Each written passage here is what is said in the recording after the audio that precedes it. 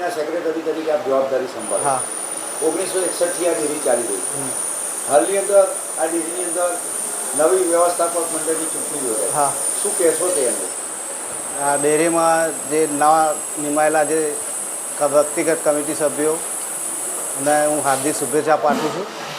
અને એ લોકો સારી રીતે અહીં વર્થલ દૂધ મંડળીમાં કામગીરી સારી રીતે બજાવે અને અમને સપોર્ટ કરે એ બદલ એમનો ખૂબ ખૂબ આભાર માનું.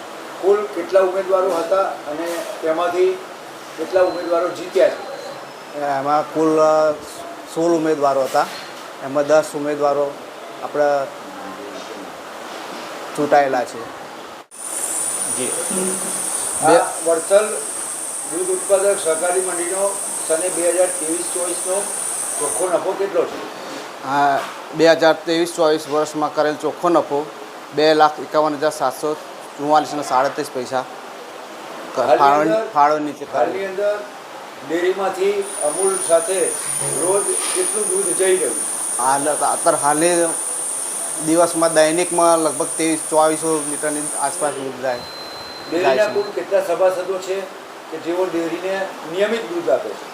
અત્યારે ચાલુમાં તો અત્યારે 273ની આસપાસ જાય છે અને ટોટલ સભાસદ છે 1026 આપણા મંડળીમાં થયેલા છે. આ ડેરીની સ્થાપના બાદ ઘણા સમય સુધી દૂધની આવકમાં ઘટાડો રહેતો. છેલ્લા ઘણા વર્ષોથી દૂધની આવક વધી છે. હા. અને વધુના વધુ દૂધની આવક વધે એ માટે સેક્રેટરી તરીકે, ડેરીના મંત્રી તરીકે આપના પ્રયત્નો શું હશે? અમે પૂરો પ્રયાસ કરીએ છીએ કે સભાસદને સારી રીતે જાણકારી પશુપાલન માટેની આપીએ છીએ.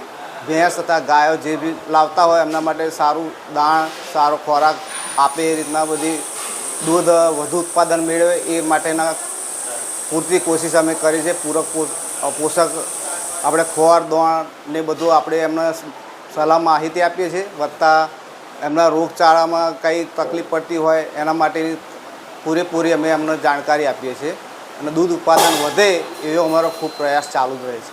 મારું નામ પટેલ મહેન્દ્રભાઈ બાબુભાઈ પટેલ. વર્થલ દૂધ ઉત્પાદક મંડળી સેવા સહકારી મંડળીમાં હું વ્યવસ્થા સ્થાપક કમિટી સભ્ય તરીકે ચૂંટાયો છું. આ દૂધ મંડળીની અંદર આપ ચૂંટાયા પછી સૌપ્રથમ કયું પગલું ભરશો?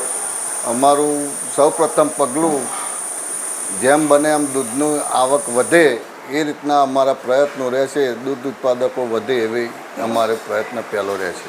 આપણે આ દૂધ ઉત્પાદક મંડળીની અંદર ઘણી બધી ટર્મમાં ચેરમેન તરીકેની જવાબદારી નિભાવી છે. હાલના ચૂંટેલા સદસ્યોનો આપને કેવો સહકાર રહેશે?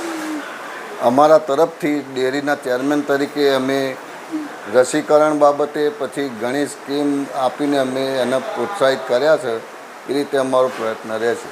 સભાસદોને દૂધનો પૂરતો ભાવ મળે, દૂધની અંદર કોઈ પણ પ્રકારની દૂધણ જેવી ભેળસેળ ન થાય એ માટે આપ સભાસદ જાગૃતિ કઈ રીતે કરો?